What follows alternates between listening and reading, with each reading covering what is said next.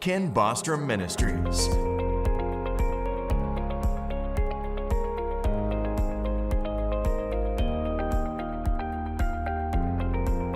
Beginning January 2018, Bostrom Ministries engaged in a whole new assignment by entering the airwaves of the world. Don't miss Ken and Mary Bostrom Ministries Live.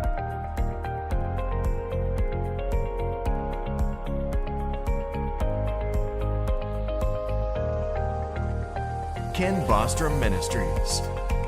Now reaching 195 nations through television and shortwave radio.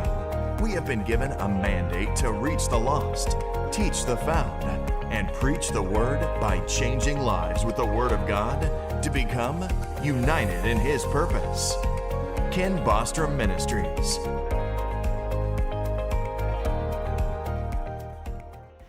Thank you for being with us today. This is Ken Bostrom Ministries United in His Purpose broadcast, and we're excited to have you with us. A great shout out and a thank you for the partners of KBM and all our production partners that make it possible for us to do this. 3 times a week we have these shows.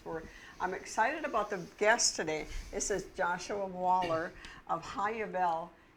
From Samaria, what's known as the West Bank. I call it Samaria because that's what the Bible calls it. And they have Hayabel, which means the Jubilee, and they have a vineyard over there. And today, I want to introduce Joshua Waller. His twin brother is Caleb, and we have Joshua and Caleb report. And so they'll be telling you about that. But today, I want you to share your testimony, your family testimony. Because you weren't born in Israel, were you? No, I wasn't. Actually born in Middle Tennessee. Tennessee? Yeah, Tennessean. We go back a long way in Tennessee. Our heritage all goes back in Tennessee. Never, ever thought we would end up in Israel. Right. But the story goes, my parents were involved with they were involved in, not an organization at all at this point. They were totally in corporate America. Okay. Dad was a Federal Express manager. Mom was a Mary Kay sales director. And they were just involved in the American rat race. Going 150 miles an hour and pursuing that dream. And then there was kind of a strange thing that happened in our family, and Mom and Dad, strange to the world, I would say. God spoke to Mom and Dad that they were to have as many children as God would give them. And that they weren't not the norm. Not the norm. Everybody says, we're going to decide how many children we have. Mom and Dad felt like God wanted them to not play God in that role, and that God actually had a specific be fruitful and multiply, and I'm going to give you the children I want you to have. Right? We don't really have the control for that. How many? So there's 11 of us children. 11? There's 11 of us. But Wall-to-wall Waller. Wall-to-wall Wallers. That's exactly the way it is, and it's only growing more and more and more and more because we're all getting older and getting married. Yes. But this was the first call that Mom and Dad really stepped out of the safety net of culture, following the cultural norms. And it really felt like God was calling them to do this, and when they did this, so the first 5 of us children are boys. They say they were going to have 3 children, and then my twin brother and I came along, and that made 4, and then it was over after that. So the 4 of us boys, Dad's working corporate America, Mom's still trying to do things on the side, and my 5th brother, Nate, comes along, and Dad says, how can I continue working in corporate America, and my sons don't even know me. Basically, that's the American dream. You grow up, you don't know your dad, he's always at work. That's just the way most American young children grow up, unfortunately. So here comes my 6th sibling, sister, amazing. First girl was born, and Mom and Dad said, okay, we have to make another step, and that is to do a work that we can do as a family. So we started to think about what that would look like. Dad said, okay, this is what we're going to do. He pulled out of corporate America. Mom pulled out of corporate America. We moved back in time about 150 years, I would say. We moved into the middle of an Amish community out in the middle of nowhere in Tennessee. because For mom heaven's and dad sakes. said, hey, what can we do as a family? Uh-huh. The only thing they could think to do that we could actually have a relationship together and work together was It's farming. to farm. So we did that. We pulled back out of society, left the amazing work and job and financial securities and all that, and lived off the land 100%. Wow. So I grew up with a little bit older than most people's grandparents today. When people start talking about how they had the mules and the outhouse, I relate completely. That's how I grew up. So from 7 to 14, I was in the middle of a Amish community, and that was all preparation for what God was going to have us do in Israel. Yeah. To the point that the Amish that we were in the middle of, we never were Amish, we just lived there, and it was a training grounds for us, really, to get to know really what Jewish people are like. And that's fascinating, because the Jewish people and the Amish had so many similarities. It was Really? unbelievable. I did not know that. Even the last names of the people we're serving now in Israel, and the last names of our neighbors back in the day in the Amish town was the same. Levies, Glicks, Beachy, Stoles, all the Hebrew Jewish names that you hear in Israel. Okay.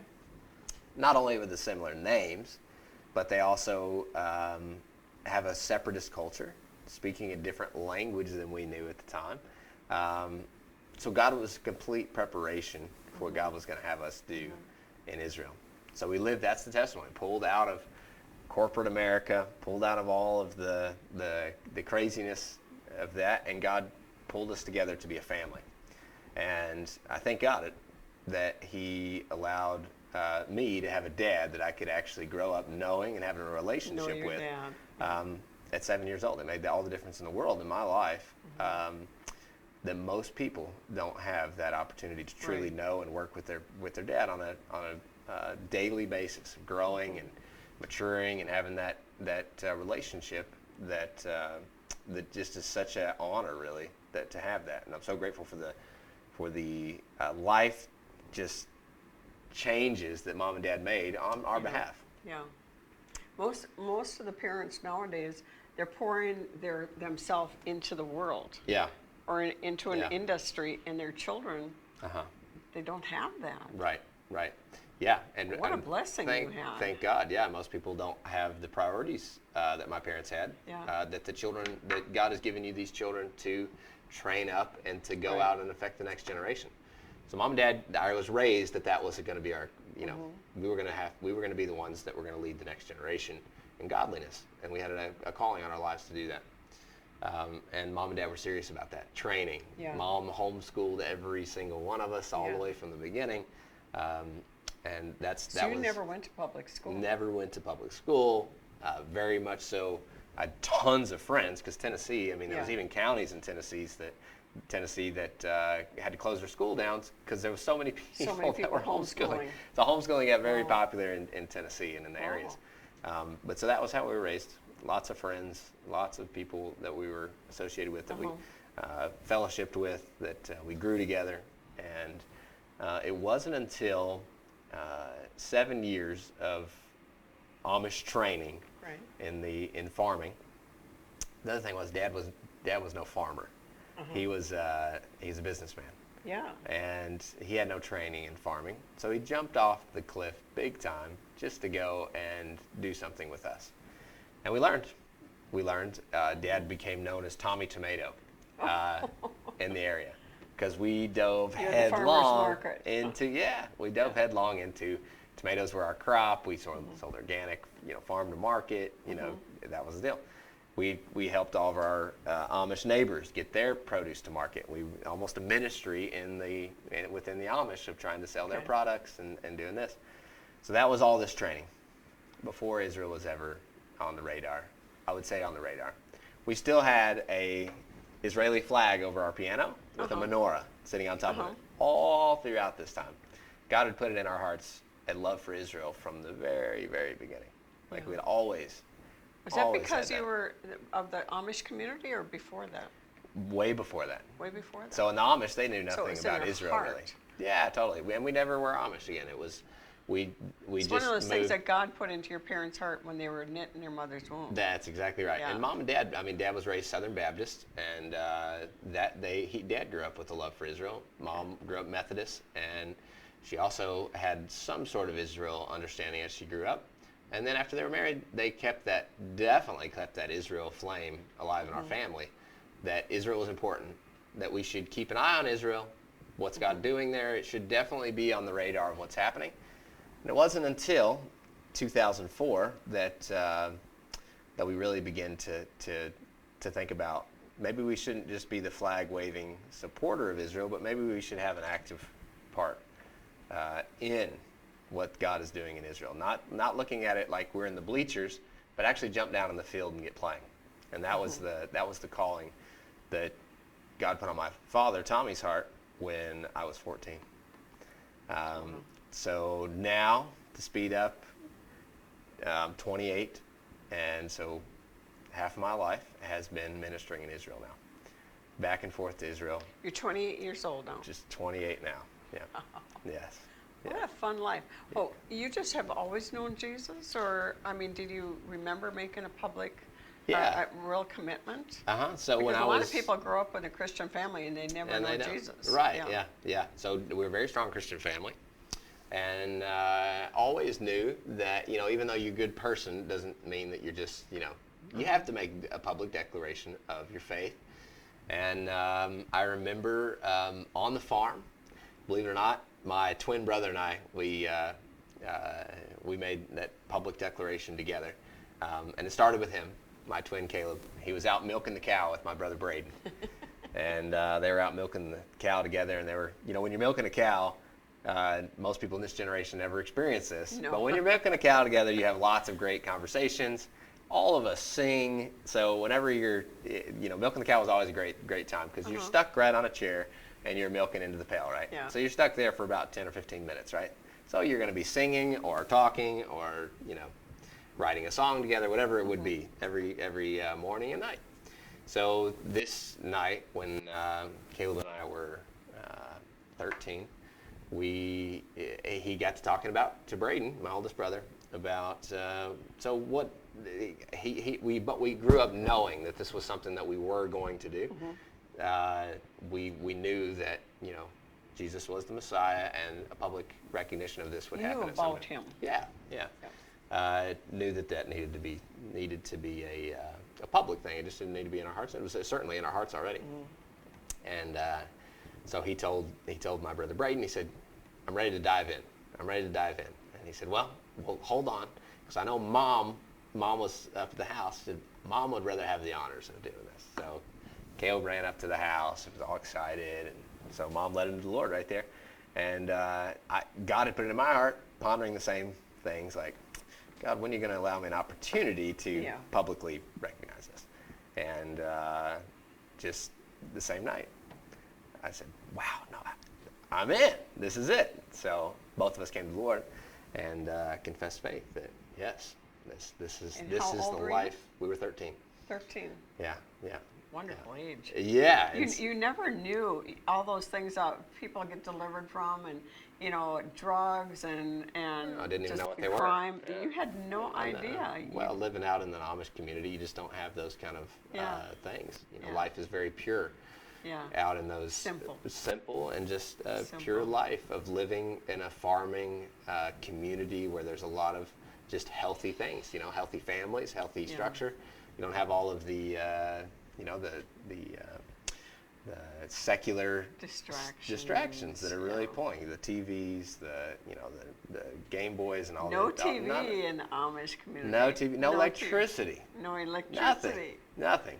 No flushing toilets. That's exactly right. Right? I grew up in a farming community up in Minnesota. My dad was an elevator manager, so I'm very familiar with farming. Okay. Yeah. Okay. Farming. Oh, that's awesome. I think most of the people have no idea the beauty of farming, the simplicity of it. Oh, it's amazing. Yeah. Especially when you take it back to the old way. Yeah. We farmed with mules and horses. That's what we did. We farmed our whole farm. Just, we'd throw those harnesses on those mules, team them up. When we had to do the plowing, we would go. We had our own Belgians horses, but we would go get a few more Belgians from the neighbors. We'd hook them up to the plows, to plow the gardens at the, in the springtime to get things going. Everything was, it's almost just a dream now. of looking back at those 7 years. Yeah. That we thought at the time, we thought it was going to be a lifetime. You know, that it just brings me back to in Minnesota we had honey wagons.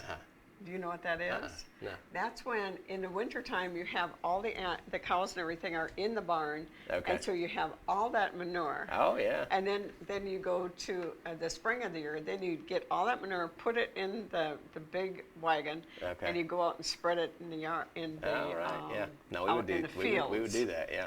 And we would always know when a farmer did that because we'd have to, close Yeah, you'd our hold your nose. nose. That's But great. you know what? That was a healthy thing to do. Oh, yeah. Oh, yeah. People weren't getting sick and dying from that. no. That just fertilized the ground Right. like God No, intended it's healthy. to do. That's the way it's supposed to be. Yeah. It's all the cycles of life. Cycles. You know, when of you're life. in the farming, you also understand so many Bible principles. You know, how you Yes. plant a seed, and when you plant this seed, it grows, and then you have fruit from this, and you just see the whole. And then the Bible is full of parables about how our lives even relate to this Right. principles. You know, so many children nowadays don't know that the produce in the store comes from the ground. No, The they milk don't. on the shelf comes Yeah. from a cow. Yeah. They don't have the basic understanding of this, but and when we don't understand these things, it really actually it pulls us away from God in a way. Because when we're connected to God's creation, it connects us to what God's doing, That's right. and especially in Israel and what we're doing in the land of Israel, even that on a dramatic another level of understanding of seeing God at work and the physical reality of God being manifest right out of the ground, right out of the soil. It's such a testimony that God is who He says He is. He's God. He's the Creator, and you see that live when you're in this atmosphere of seeing the land being restored.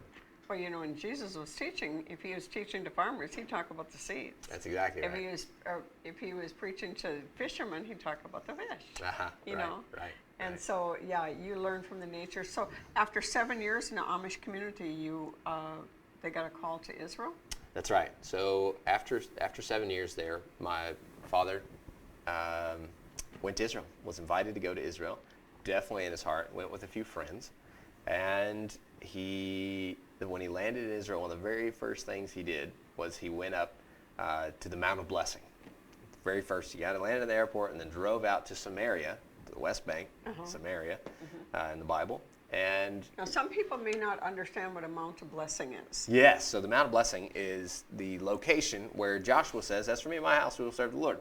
It's also more to the geography. You have the Mount of Cursing that stands here, the Mount of Blessing that's here. They're very close mountains. The valley just cuts in very tight. What are they called? They're not. They have other names. The Mount of Blessing, Mount of Cursing. Well, the Hebrew name is Hebrew name. Har Val and Har Gerizim, the two mountains there. And 6 tribes stood on one mountain, on the Mount of Cursing, and 6 tribes stood on the Mount of Blessing. Joshua stands in the middle, and he goes through the blessings and the cursings, and the people of Israel respond. Every time he says, do this, they respond, "Amen, we will. Amen. We'll do. Yes. We follow this." So this is where the land of Israel, the people of Israel made covenant with God to the land of Israel, right here. Yeah. This was that ceremony Land. where they came into the land. Moses has died, didn't cross over, right? And he sends Joshua with very strict idea of what he's supposed to do when he comes into the land of Israel. And this was the first step. Go into Jericho. God's going to show you that he's God, and he's going to tear down the walls of Jericho, fall on the way in, and then you're going to come straight here and make covenant to the land, because this is the land that I'm giving you. The mountain right across from us is where God told Abraham. This is our location where we now have and speeding up big time, where we have a campus now where we work from. This is the area. God spoke to Abraham, Genesis 12. This is the land I give to you and your descendants, right there in the same place. But this is the area that Dad came to in 2004. Met the 2004. What did it look like? Well, it was mostly barren. There was really nothing going on at that time.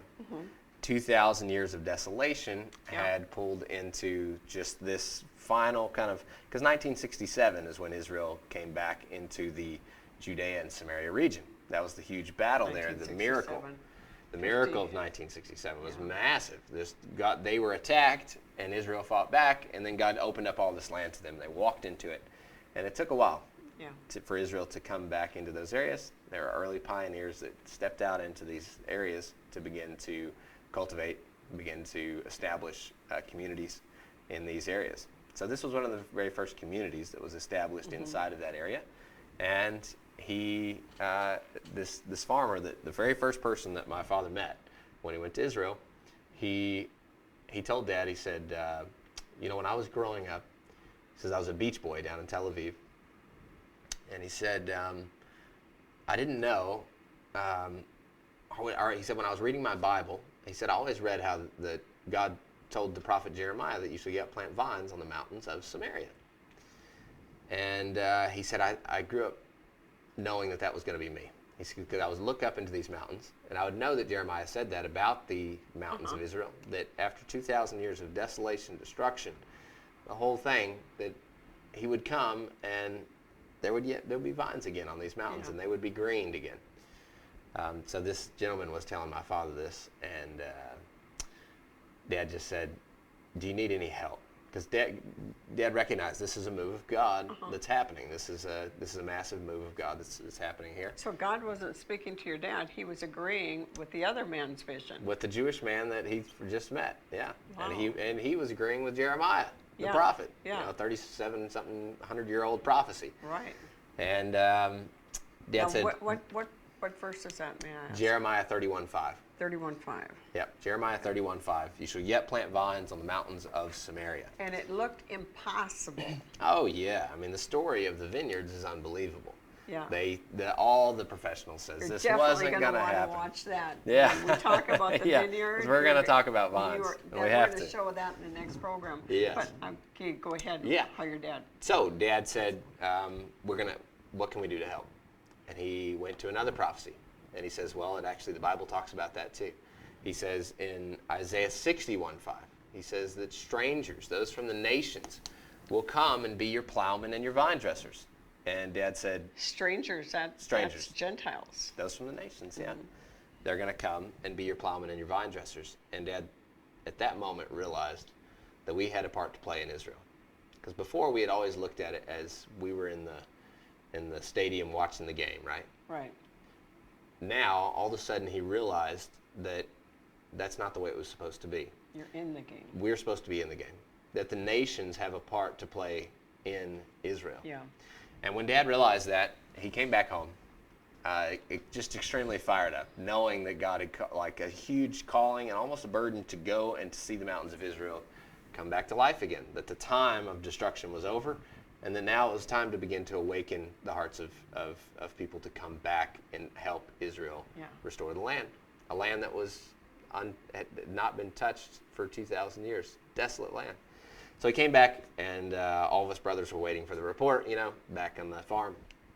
There's 7 of us brothers, and there's 4 sisters in the family. So all of us are waiting there. And Dad comes back, and we begin to talk about it. He says, we're selling the farm. We're moving to Israel to establish this. All of us had cultivated that heart for Israel growing up. Yeah. And so we moved. We sold the farm. We sold all the equipment. We sold everything we had. And we moved to Israel in 2000. So it started in 2004. We were all in Israel by about 2006. The whole transfer had been able to take place, and we began to plant vines on the mountains of Israel, partnering with the Jewish community in the communities in the mountains of Israel. So that's the testimony of how God brought us through those stages of life. To where He has us now, and where He has us now is even a whole other story of bringing the nations to join in. And that is what we're going to talk about on our next show. How can they contact you? Yeah, so the organization, as you mentioned earlier, is HaYovel. So HaYovel means the is Ha, and Yovel is Jubilee. So Jubilee is the 50-year. Jubilee. We all look forward to the 50 years. 1967 was 50 years That's last year. Right. So there's a lot of important things going on. So the organization is called HaYovel. Actually, 2 years ago. Yeah, it's almost 2 years now, yeah. So the website is just www.hayovale.com. And if you can't know how to spell that or that, just go to serveisrael.com. Works just great. Oh, serveisrael.com. Serveisrael.com. Okay. Super easy to remember. Okay. Go to serveisrael.com. Because if you're going to Israel, you may want to be one of those nations that take part. Or you can take part right from where you are by going to their website, and there's a donate button, and you can help them restore the heartland, The heartland of Israel. Yeah. What a blessing! What a blessing! And you have a wife? No? That's right. Uh-huh. And you have a child? That's right. So So Caitlin, my wife, and May I ask if God told you to have as many children as possible? you know what? We got married. We already knew that was what we wanted. Coming from a big family, my goodness, would never withhold that blessing. That's an amazing blessing. Children are such a blessing. Yeah. So we look forward to that. Right now, there's 25 grandchildren in the family. 8 of my us are goodness. married, and every single one of us are big family people, and we And love are children you to all death. in Israel? Most of us are in Israel. There's Okay. parts of us that are holding down the fort on the American side, but most Okay. of us are in Israel. Okay. Yeah. Well, it's a wonderful place to go visit. If you've never visited Israel, it's just an amazing place to visit. I was there in 2013. It was an act of God. I never paid 1 cent for the ticket. I never paid 1 cent for anything I did over there. God provided everything. I mean, people just gave me money. Wow. They just said, I want to be part of that.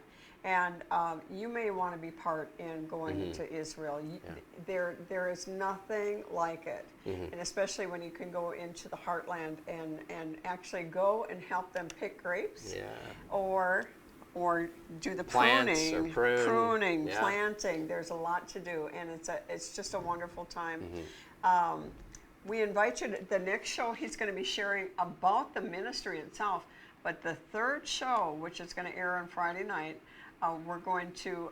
he's going to be sharing the spy report from Israel. And being Joshua and Caleb, Yeah, they it's a were special part of the report. 12 spies that had the good report. So I'm sure you're going to be giving us a good report, aren't you? Absolutely. Absolutely. Well, you are blessed when you bless Israel. The one thing Genesis 12 says is, I will bless them that bless you, he said to Abraham, and I will curse them that curse Israel. That didn't mean he was going to, with his mouth, have profanity. It means, blessing means you're going to prosper, and cursing means you're going to make little. So above all, we want you to prosper. We want you to be in health, even as your soul prospers. And tune in again. We thank you for being with us today. God bless you. Tune in to us next time. God bless. Bye-bye. This is Ken and Mary Bostrom. We thank you for joining us today. We welcome you to watch us on kbntv.tv, YouTube, Facebook, mbostrom2.com. Also listen to us on WRNO Shortwave Radio. Contact us at kenbostromministries.org. God bless you today. Ken Bostrom Ministries. www.kenbostromministries.org. Don't miss Ken and Mary Bostrom Ministries live. Contact them at 832-212-1138.